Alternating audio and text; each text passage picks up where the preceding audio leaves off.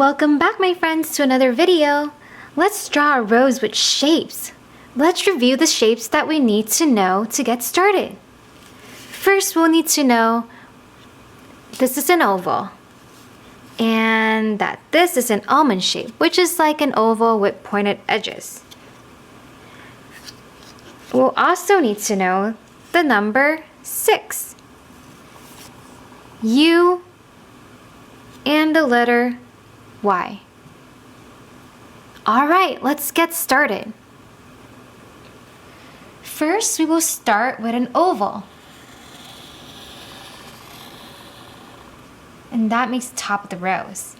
Next, we're going to draw the letter U to make the bud. And after that, we're going to write the letter 6 in this oval. Do you see that? And next, we're going to practice the letter Y in this letter U. And here we have it, the rose.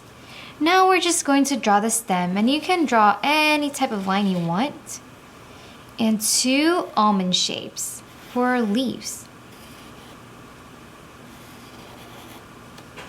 And that's it for this rose. Now we're going to color.